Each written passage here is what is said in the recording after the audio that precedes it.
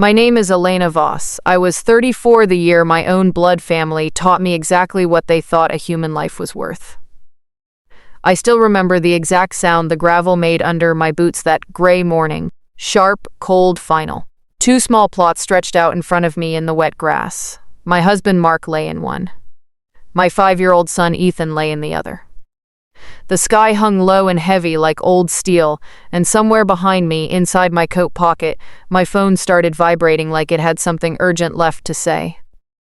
It was my mother. They hadn't come to the burial, not one of them. Not my parents, not my older brother Derek, not his wife or their kids.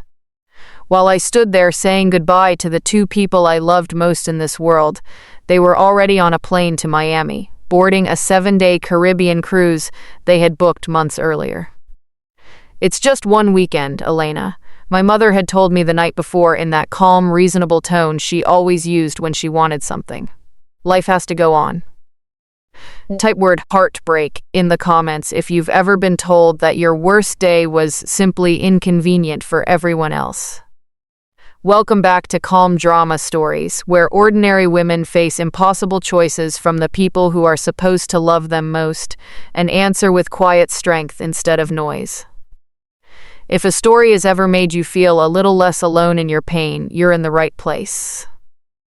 So pull up a chair, maybe grab a warm cup of coffee and stay with me, because this one begins in the mud of Too Fresh. Graves and ends somewhere I never expected. Freer, stronger, and finally at peace with who my real family turned out to be. These days I still wake long before the sun. The house feels too big and too quiet now, so I leave the lights off and move through the dark, like I'm still trying not to wake a little boy who isn't there anymore. The first thing I touch every single morning is the cold metal of my van keys. By the time I reach the greenhouse, they've warmed in my palm, and the air carries that deep, honest smell of damp soil, fresh eucalyptus, and early morning dew, the only scent in this world that still feels completely mine. I built Voss Gardens from almost nothing 10 years ago, but I'm getting ahead of myself. 11 months ago, I was 800 miles away on a big corporate landscaping project when the sky opened up without warning. Torrential rain turned roads into rivers in minutes. Mark had picked Ethan up early from preschool because the weather was getting dangerous. He was always the safest driver I knew, careful, patient, the kind of man who slowed down for yellow lights even when no one was behind him. But that county bridge, the water rose faster than anyone expected. They found the car 2 days later. I drove through the night, hands shaking so badly on the wheel that I had to pull over 3 times just to breathe. When I finally reached home, casseroles were already lined up on the porch like silent witnesses, and the sheriff's deputy waited in my driveway. Before I could even step inside the house, I called my mother. Of all the people on earth, I believed she would come running. Her first question was whether the service could wait 2 weeks. I stood there in my kitchen with mud still caked on my boots, staring at Ethan's little blue rain jacket hanging by the door. And she was talking about non-refundable deposits and how Derek's kids had been excited for months. I whispered the words that still feel unreal even now. Mark and Ethan are gone. She made a soft, sympathetic sound, the same tone she used when the neighbor's dog passed away. Then she said the sentence that still echoes in my bones on quiet nights. We can always make more memories, Elena, but we can't make more family. Try to understand the bigger picture. If you've ever had someone use the word family, like a crowbar, to pry what they wanted from you, you know exactly how that lands in your chest. The burial happened on a Thursday. Their cruise ship left port the very next morning. While I stood alone at 2 graves with only a handful of people who actually showed up, they were posting sunset photos and piña coladas from the deck. The front row at the service stayed painfully empty. I chose to sit in the second row with everyone else, the people who had actually come. That night I moved Ethan's rain jacket from the hook by the door to the back of the closet. I couldn't face seeing it every day, but I also couldn't bear to put it away completely. Some things you carry in the small, quiet ways. 5 days after the funeral, my mother called me from the deck of that ship, wind whipping through the phone. No, how are you holding up? No apology for missing the burial. Straight to business. Elena, we need to talk about the $50,000. And that, dear friends, is where this story truly begins. These days, the grief doesn't scream anymore. It whispers in the small, ordinary moments that used to feel like home. I wake up every morning around 4 before the roosters start calling across the fields. The house sits dark and too still behind me as I cross the gravel driveway. I don't turn on the kitchen light anymore. There's no little voice asking for warm milk or cartoons, no Mark humming off key while he makes coffee. So I move through the shadows, letting the quiet wrap around me like an old blanket that's both comforting and heavy. The first thing I reach for is always the cold metal of my van keys hanging by the back door. By the time I reach the greenhouse, they've warmed in my hand, and the air inside greets me with that rich, living smell: damp soil, fresh-cut stems, eucalyptus, and the faint sweetness of early roses. That scent is the only thing that still feels completely mine, like a small piece of my old life I managed to keep. I built Voss Gardens 10 years ago with nothing but a second-hand van, a lot of stubbornness, and Mark's unwavering belief in me. Back then, I was just a girl who loved making things beautiful even when life felt ugly. Mark used to tease me that I could turn a cracked concrete parking lot into Eden if I tried hard enough. When my parents offered us that $50,000 as a gift 4 years ago, we treated it like the blessing it was supposed to be. We did everything right, got the official gift letter from the bank, had both my parents sign it, filed it away carefully. Mark insisted on it. "We do things the right way," he said with that quiet smile of his. I still have that letter. But I'm getting ahead of myself again. 11 months have passed since that terrible day, yet some mornings it still feels like yesterday. I walk between the rows of seedlings, checking leaves, watering trays, and I catch myself listening for the sound of small feet running toward me. Ethan used to love helping in the greenhouse. He'd wear his little yellow boots, the same ones I can't quite bring myself to move from the shelf near the potting bench. They're still caked with dried mud from our last day together. I tell myself I'll clean them tomorrow, then another 4 o'clock comes and I don't. I keep Mark's favorite coffee mug in the van. It rides shotgun every day, just like he used to. I don't drink from it. I just like knowing it's there, riding along with me on every delivery, every job. People think grief is loud crying and dramatic breakdowns. Mostly it's these tiny, ordinary empties, reaching for someone who isn't there, closing your hand on nothing but air. If you've ever been the reliable one in your family, the one everyone leans on, but nobody catches when you fall, you know how heavy that role becomes when the people who share your blood choose convenience over you. That's what I was learning in those early months. I was the daughter who always showed up, always helped, always fixed things. Yet when it mattered most, they chose a cruise ship over standing at my son's grave. Some mornings, the weight of that truth still presses on my chest. I sit in the van before the sun comes up, hands on the wheel, and I let myself feel it for a minute. Not forever, just long enough to remember why I'm still here, still building. Because Ethan's name is on every truck now and his 3 crooked little flowers are painted on the doors. Because I refuse to let their absence define what I become. Type the word strength in the comments if you've ever had to keep going when your heart felt shattered. Because this is the part of the story where I stopped waiting for my blood family to choose me and started choosing myself instead. That spring, the rain came down like the sky itself was grieving. I was 800 miles east on a big commercial landscaping job for a corporate office park when my phone lit up on the dash. I was in the middle of unloading pallets of sod at a fuel stop in Ohio, diesel fumes mixing with the smell of wet pavement. The call was from a local number back home. I almost didn't pick up. We were on a tight deadline and the client was picky, but something made me answer. It was the sheriff's department. They told me there had been an accident, flash flooding. Mark had picked Ethan up early from preschool because the roads were turning bad fast. He took the old county route home, the one with the low water crossing past the old mill. On a normal day, you'd drive through that dip without thinking twice. That day, the creek became a wall of water in minutes. They found the car nearly 2 miles downstream, pinned against a stand of cottonwoods. I don't remember the rest of what they said. The world narrowed to the sound of rain on the truck roof and the roaring in my ears. I left the sod right there on the pavement, told my crew to handle it, and started driving. 9 hours straight through the storm, no sleep, hands locked on the wheel so tight, my knuckles went white. I did math the entire way. If I had turned down that job, if I had been home to drive them, if I had warned Mark one more time about that crossing, every mile marker felt like an accusation. I pulled into our driveway just before dawn. The porch light was on, and there were already foil-covered casseroles stacked by the door like someone had known before I did. The sheriff's truck was still parked there, waiting.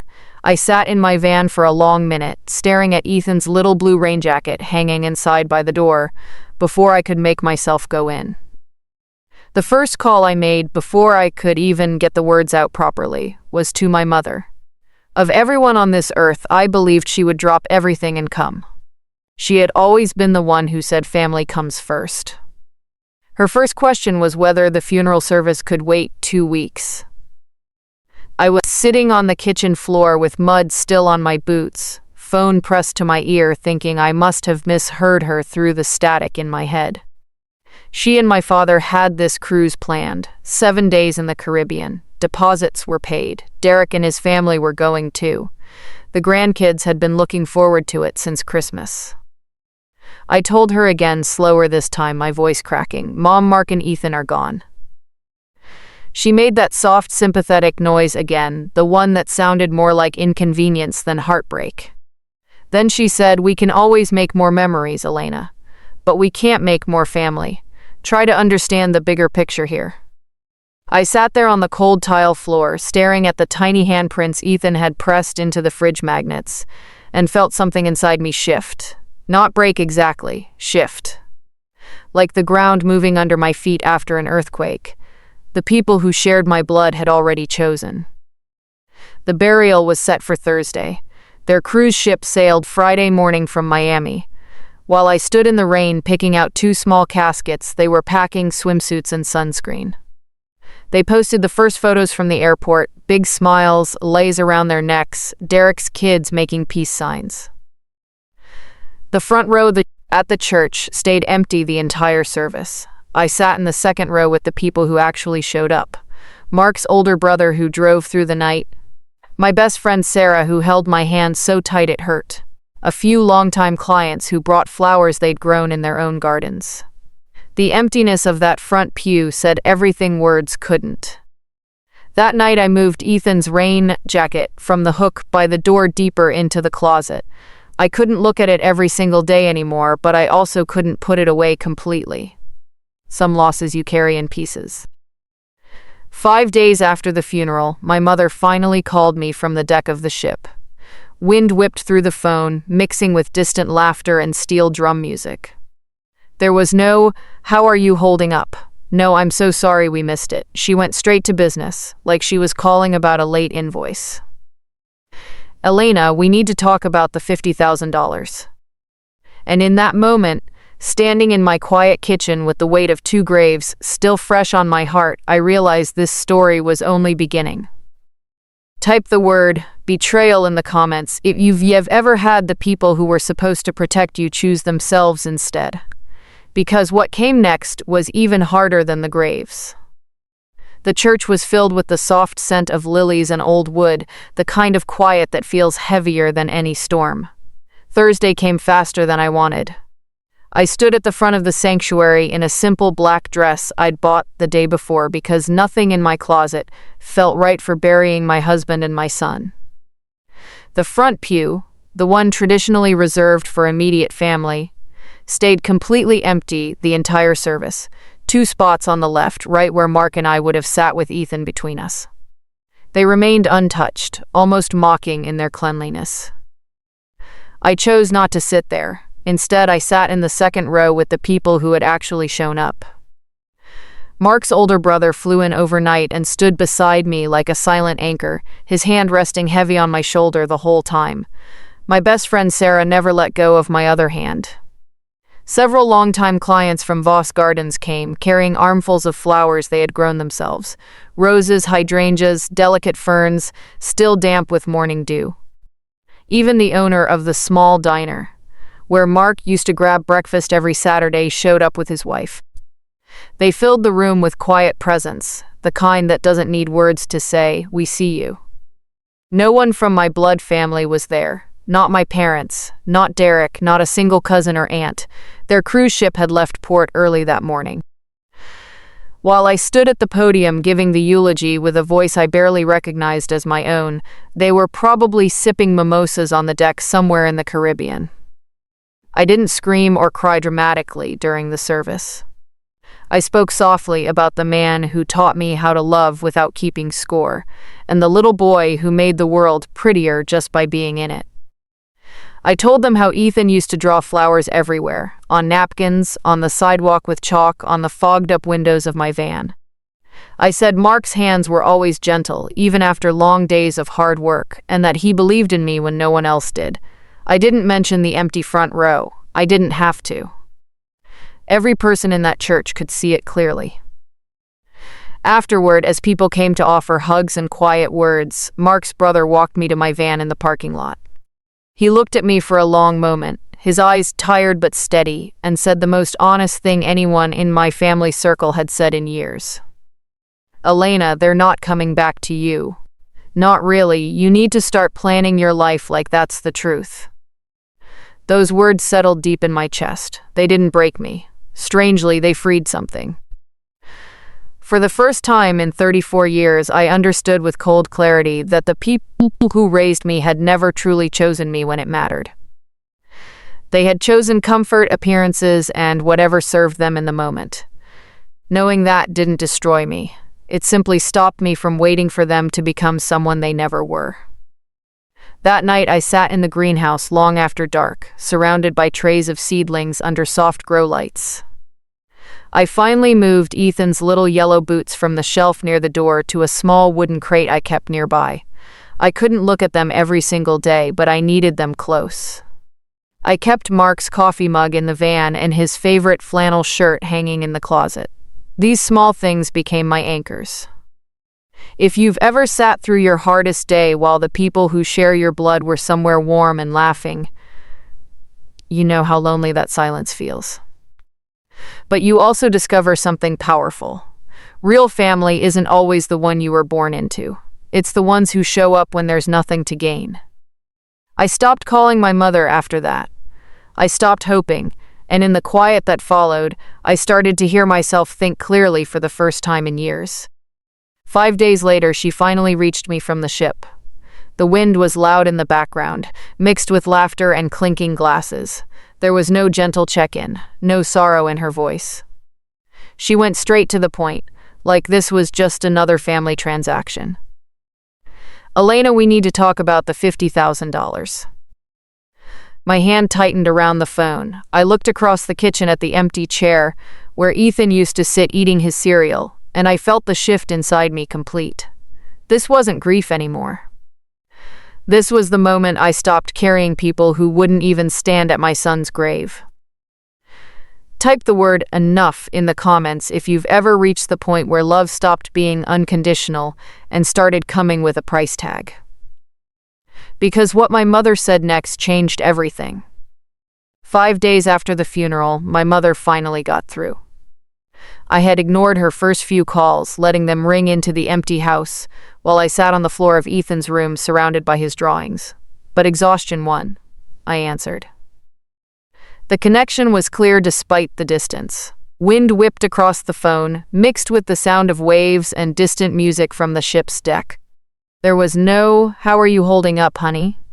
No apology for missing the burial. No mention of Mark or Ethan at all. She went straight to business, her voice crisp and practical, like she was calling about a late utility bill. "Elena, we need to talk about the $50,000. I sat down slowly at the kitchen table, my legs suddenly unsteady. "What money?" I asked, though I already knew. She explained it as if it were the most reasonable thing in the world. Derek's construction company was in serious trouble. Bad investments, clients not paying, rising material costs. The usual story she painted like a crisis only I could fix. The family needed to pull together. When I stayed silent too long, she brought out her favorite line again, the one that now felt like a knife wrapped in silk. "We can always make more money, Elena, but we can't make more family. You have to see the bigger picture." I held the phone away from my face for a moment and looked across the room at the refrigerator, still covered in Ethan's crayon drawings, 3 crooked flowers under a bright sun, his careful handwriting spelling, "Mommy makes everything pretty." My chest tightened so hard I could barely breathe. That $50,000 had been a true gift 4 years earlier. My parents had offered it proudly at a family dinner, calling it an investment in my future. Mark insisted we do it properly. We drove the paperwork to their house ourselves. I watched both my mother and father sign the official bank gift letter stating clearly, "This is a gift. No repayment is expected." Not a loan in any form. We filed it away with the loan documents and never thought we'd need to look at it again. Now here she was on a Caribbean cruise ship trying to rewrite history. Derek called the next afternoon. He didn't ask how I was doing. He didn't say Ethan's name. He led with cash flow problems and ended with the line that still makes my blood run cold. "You're alone now, sis. What do you even need the money for anymore?" His wife followed up in the family group chat, talking about shared family resources and how my newfound bitterness was hurting everyone. The messages came fast, guilt-wrapped in concern, photos of Derek's kids, reminders of everything my parents had done for me over the years. One exhausted night, about a week into the calls, I actually sat down with my checkbook. $50,000 would empty my emergency cushion, but it would make the phone stop ringing. Some tired animal part of me just wanted the noise to end. I had the pen in my hand when Mark's brother stopped by. He'd taken to dropping in unannounced, fixing things around the house that didn't really need fixing, just sitting quietly in Mark's old chair so it wouldn't stay empty. He saw the checkbook open on the table. He didn't yell. He simply looked at me with those steady eyes and said softly, "You'd really write that check? You'd pay them to keep skipping your son's grave?" I put the pen down. Something inside me clicked into place, not with anger but with a deep, calm clarity. I wasn't scared of being called ungrateful. I was just so used to being the one who carried everyone that I had almost carried the wrong people again. That was the exact moment I stopped. I closed the checkbook, put it back in the drawer, and made a quiet promise to myself and to Ethan's memory. I would no longer beg for love from people who only showed up when they needed something. If you've ever been the reliable one who gets taken for granted until you finally say no, you know how freeing that decision feels, even when it hurts. From that night on, I stopped answering their calls. Instead of writing a check, I went back to work at 4 the next morning. The grief was still there, heavy as ever, but now it had purpose. Type the word boundaries in the comments if you've ever had to draw a line with the people who were supposed to love you most. Because what they did next, the pressure campaign and the planned trap, only made my resolve stronger. While I was quietly going back to work and trying to keep my business alive, my family was busy building their own version of the story. The group chats lit up daily. My mother sent long messages about how much they had sacrificed for me over the years. Derek's wife, always the loudest, forwarded photos of his kids with captions like, "They might lose their home while you sit on family money." They painted me as the bitter, selfish daughter who had changed after the tragedy. They told the extended family that I had come into success and turned my back on them. That grief had made me cruel and cold. That poor Derek was struggling while I hoarded what belonged to the family. The narrative spread quickly through Sunday dinners and phone calls. I heard it all secondhand from my cousin Leah, the only one who had actually shown up at the funeral. Leah called me one evening, her voice low. "They're planning something, Elena, at your parents' 35th wedding anniversary party next month. The whole family will be there. They're going to corner you during the toasts." Your dad plans to stand up and make a big public appeal about family stepping up in hard times. They want to shame you in front of everyone, make you either give in or look like the heartless one. She begged me to skip it. Stay home, stay safe, don't give them the stage. I listened quietly, then told her I would go. Because here's what they didn't understand. They were building a stage to humiliate me on, but a stage works both ways. 45 relatives gathered in one room was the perfect audience, not just for their story, but for the truth. While they were busy rewriting me as the villain, I started preparing in silence. I went back to the bank and requested a certified copy of the gift letter my parents had signed 4 years earlier. The loan officer remembered me. He pulled the file, and there it was. Both their signatures, clear as day, stating it was a true gift with no repayment expected. I paid the small fee and had it stamped officially. I also created a simple timeline, the date of the funeral, the date their cruise photos were posted the very next day. I printed the happy family beach photos they had shared themselves, timestamps and all. I didn't do it with rage. I did it with calm, deliberate focus, the same way I plan a big landscaping job. The night before the party, I drove out to the quiet meadow where Mark used to take Ethan to catch fireflies. I sat on the hood of my van with a thermos of coffee and talked to them both. I told Ethan how his 3 little crooked flowers were now painted on every company van. I told Mark that I had kept his name and his belief in me alive. I asked them silently if I was doing the right thing. The wind moved gently through the tall grass, and for the first time in nearly a year I felt steady. Not happy, but steady. The anniversary party was held at the big community hall. It smelled like coffee, fresh lilies, and decades of potluck dishes. There was a giant sheet cake with my parents' wedding photo printed on it, a banner that said 35 years of love, and nearly 50 relatives laughing and catching up. My mother's face when I walked in was a mix of surprise and satisfaction. She thought I had walked straight into their trap. Derek avoided my eyes. His wife gave me an air kiss that felt like poison. I waded through the toasts and small talk. Then my father stood up, tapped his glass, and the room quieted. He thanked everyone for coming, talked about the importance of family sticking together in hard times. Then he turned slowly toward me. Some of us have been blessed, he said, and seemed to have forgotten where that blessing came from. We helped Elena with $50,000 when she needed it. Now that she's doing well, she won't lift a finger for her own brother. A murmur went through the hall. Derek's wife added sweetly, "It's a shame. We even missed the funeral for family, and this is the thanks we get." The room turned to me. My mother sat with her hands folded, certain she had won. I stood up slowly, my voice calm and clear. "Dad, you're right that you gave me $50,000. Let's talk about that." Type the word truth in the comments if you've ever watched someone try to rewrite history right in front of you. Because what happened next changed everything. Instead of writing that check, I did the only thing that had never let me down in my life. I went back to work. The very next morning at 4 o'clock, I was in the greenhouse again, loading the van with fresh arrangements and starter plants. The doubters were already circling. A few longtime suppliers suddenly had concerns about my ability to fulfill large orders. One bank officer kindly suggested I might want to sell some equipment while it still had value. I heard through the grapevine that 2 competitors were telling clients a grieving widow with a small landscaping business wouldn't last the season. Their doubt became my fuel. I called every client who had ever trusted Mark and me. I told them the truth in a quiet, steady voice. The owner was still the same woman with dirt under her fingernails and a passion for making spaces beautiful.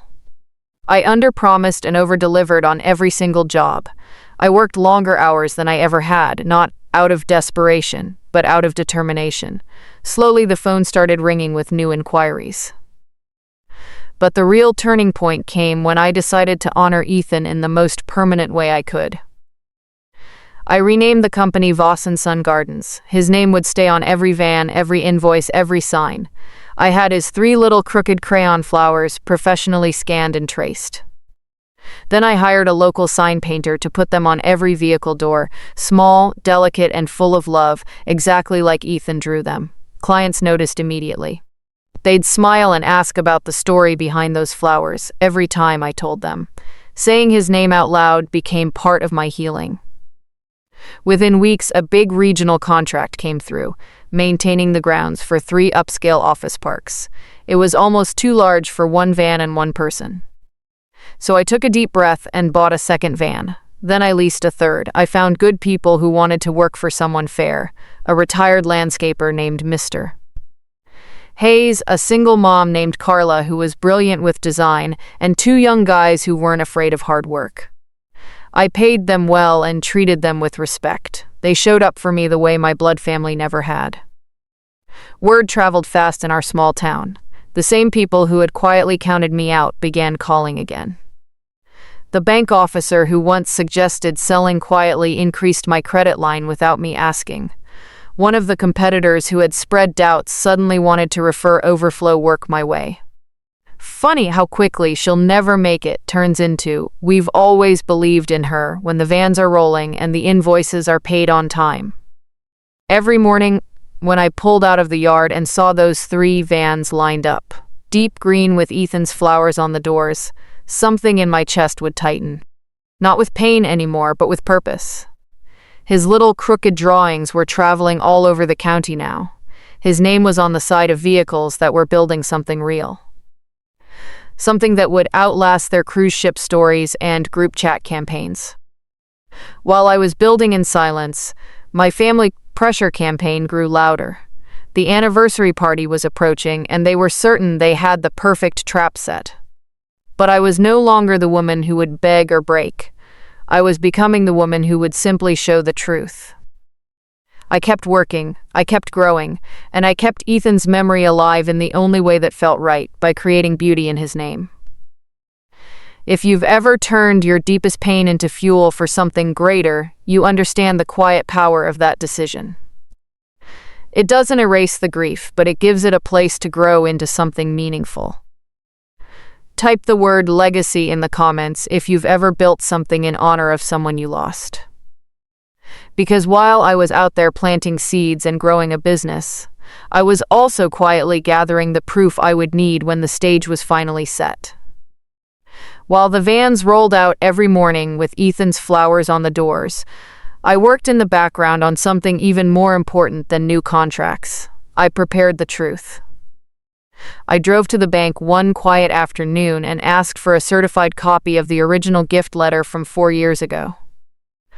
The loan officer who had handled our file back then was no longer there, but the young woman who helped me now was kind and professional. She pulled the old file, flipped through the pages, and slid the document across the desk. There they were, my mother's elegant signature and my father's firm one, right below the clear bank language. This is a true gift. No repayment is expected. This is not a loan in any form. I paid the small certification fee and had it stamped with the official bank seal and dated. I drove home with that single page lying flat on the passenger seat, like it was made of glass. Every time I glanced at it, I felt a strange sense of calm. This wasn't revenge. This was simply evidence, undeniable proof of what they had promised. Next, I created a simple, clean timeline on my computer. 1 line for the date Mark and Ethan were buried. 1 line for the date my family's cruise photos were posted.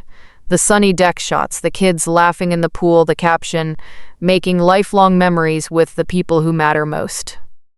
The gap between those 2 dates was only 1 day. I printed everything, including the photos with their original timestamps visible. I placed them neatly in a plain folder next to my keys by the back door. The night before the anniversary party, I did something I hadn't been able to do in almost a year. I drove out to the quiet meadow where Mark used to take Ethan to catch fireflies on warm summer evenings. I parked the van, sat on the hood with a thermos of coffee, and watched the sky slowly turn from deep blue to soft gray at dawn. I talked to them out loud for the first time in a long while. I told Ethan how his 3 crooked little flowers were now traveling on every Voss and Son van across the county. I told Mark that I had kept his belief in me alive, and that the business was growing stronger every week. Then I told them both what I planned to do at the party the next day. I asked them, in the quiet of that meadow, if I was doing the right thing. The tall grass moved gently in the early morning breeze, brushing against the van like a soft hand on my shoulder. For the first time since the accident, the grief didn't feel like a storm trying to drown me. It felt like roots, deep, quiet, and holding me steady so I could stand tall. I slept better that night than I had in 11 months. When you finally know exactly what you're going to do, the fear loses its power. The next morning I laid out a simple dark dress, nothing fancy, nothing meant to impress. I folded the certified gift letter and the timeline into my coat pocket. 1 page, 2 dates. That was all I needed. I wasn't going to the party to fight or to yell. I was going to set the truth on the table in front of everyone they had invited to witness my shame, and then I would walk away. If you've ever prepared quietly for a moment when everyone expected you to break, you know how powerful that stillness feels. It's not anger, it's clarity. Type the word ready in the comments if you've ever reached the point where you stopped explaining yourself and simply showed the truth instead. Because the stage they built for my humiliation was about to become the place where their story finally fell apart. The community hall smelled exactly like every family gathering I had ever known. Fresh coffee, sweet lilies, and decades of potluck casseroles. A long table held a giant sheet cake with my parents' wedding photo printed in sugar, and a gold banner stretched across the wall reading 35 years of love. Nearly 50 relatives filled the room, laughing, hugging, and catching up. It was the perfect stage my family had built. My mother's face when I walked through the door was a complicated mix of surprise and triumph. She hadn't been sure I would show up. Now that I had, she thought I had walked straight into their trap. Derek avoided my eyes completely. His wife gave me a quick air kiss that felt colder than the grave. I took a paper plate with a slice of cake I had no intention of eating and waited. I waded through the toasts and the nostalgic stories. Then my father stood up, tapped his glass with a fork, and the room gradually fell quiet. He thanked everyone for coming to celebrate their 35 years. He spoke warmly about the importance of family, about sticking together when times get hard. Then he turned slowly, deliberately toward me. "Some of us," he said, his voice carrying across the hall, "have been blessed and seem to have forgotten where that blessing came from. We helped Elena with $50,000 when she was starting out. Now that she's doing well, she won't lift a finger for her own brother in his time of need." A low murmur rippled through the crowd. Derek's wife jumped in right on cue, her voice sweet as poison. "It's such a shame. We even missed the funeral for the sake of family, and this is the thanks we get." The entire room turned to look at me. My mother sat with her hands folded neatly in her lap, a small, satisfied smile on her face. She was certain she had won. I stood up slowly. I didn't raise my voice. I didn't need to. Quiet in a loud room carries the farthest. "Dad," I said calmly, "you're right that you gave me $50,000. Let's talk about that. But first, since your daughter-in-law brought up the funeral, let's talk about that too." I reached into my coat pocket and pulled out the first page, the clean timeline I had printed. I unfolded it slowly and laid it flat on the white tablecloth right next to the wedding cake. "This is the date Mark and Ethan were buried," I said, pointing to the first line. I slid my finger 1 inch to the right. "And this is the date you posted the sunset photos from the cruise ship. 1 day later, making lifelong memories with the people who matter most." The room went completely still. You could hear the air conditioning humming. My father's mouth opened and closed. The color drained from my mother's face. Then I reached into my pocket one more time and took out the second page. The certified copy of the gift letter with the official bank stamp. I laid it gently on the table beside the timeline and slid it toward my father. "You both signed this 4 years ago at your kitchen table. It says in your own signatures that the $50,000 was a true gift. No repayment expected. Not a loan in any form." I let the silence do its work. Then I looked at each of them. To Derek's wife, I said softly, "You taught me which events are worth attending. I'll remember that for the rest of my life." To my mother, whose face had gone completely white, "You told me we can't make more family. You were right. So I've stopped trying to make one out of people who only show up when there's something to gain." To Derek, who was still standing there red-faced, "You asked what I needed the money for. I needed it to bury my son. You needed a cruise." I looked around the room at all the faces that had been ready to judge the cold, ungrateful daughter. I didn't come here to fight. I came here to set the truth on the table where everyone could see it. My cousin Leah stood up from the back. "I was at the funeral," she said clearly. "Everything Elena just said is true. I have the dates too." The energy in the hall shifted like a slow, heavy tide. An aunt reached over and quietly moved the papers so more people could read them. People who had come ready to shame me were now looking at signatures, dates, and cruise photos, doing the only honest things left, looking ashamed of what they had believed. I picked up my 2 pages, folded them neatly, and put them back in my coat. "I hope you figure things out," I told Derek quietly, "but you're going to have to do it without me." Then I walked out of the hall into the cool evening air. I didn't slam the door. I didn't need to. The story they had built about me died right there on that tablecloth. Type the word truth in the comments if you've ever watched a lie fall apart the moment real evidence appeared. The story they had carefully built about me, the selfish daughter hoarding family money, died in that community hall and never recovered. After the anniversary party, the group chats went quiet. The calls slowed, then stopped completely. I didn't send a dramatic message or have a final blow-up. I simply stopped answering, and after a while they stopped calling. The silence that followed was the most peaceful sound I had heard in years. Derek's construction company folded a few months later. I heard about it secondhand from Leah, with no feeling in my chest one way or the other. I went no contact with my parents and brother. Not out of rage, but out of necessity. Some relationships are like heavy chains. You don't realize how much they weigh until you finally set them down. Today, Voss and Son Gardens runs 6 vans, all of them deep green. All of them carrying Ethan's 3 little crooked crayon flowers on the doors. Small enough that you only notice them if you look closely, but meaningful to everyone who asks. Clients still stop me at job sites to hear the story. I tell them every single time, because his name deserves to be spoken out loud. His legacy isn't in a grave. It's in every garden we plant, every space we make beautiful, and every person who drives those vans with pride. I moved Ethan's little yellow boots to a special shelf in the greenhouse, where the morning light hits them just right. They're cleaned now, but I kept a small smudge of mud on the heel, a tiny reminder of the last day he wore them. Mark's favorite coffee mug still rides shotgun in my van every morning.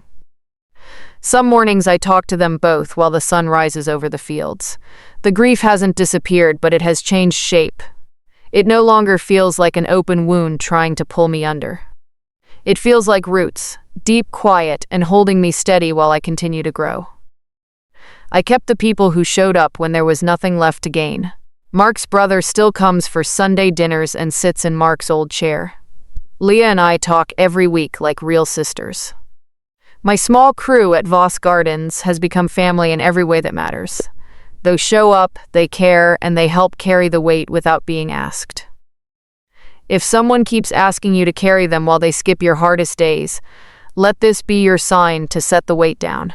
You don't owe a debt you never signed for. You only owe it to yourself, and to the people who truly love you, to keep growing toward the light.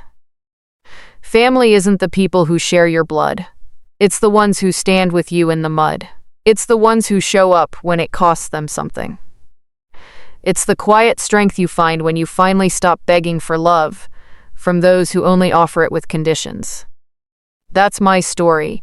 A funeral they called just one weekend, a cruise they wouldn't cancel, a $50,000 gift they tried to turn into a debt, and one piece of paper they signed and forgot, until the truth was laid on the table for everyone to see. Share this with someone who needs permission to choose peace over people. Tell me in the comments who actually showed up for you when it mattered most. And if this story touched something deep inside you, hit subscribe. There are so many more quiet, powerful stories waiting to be told. I'll see you in the next one.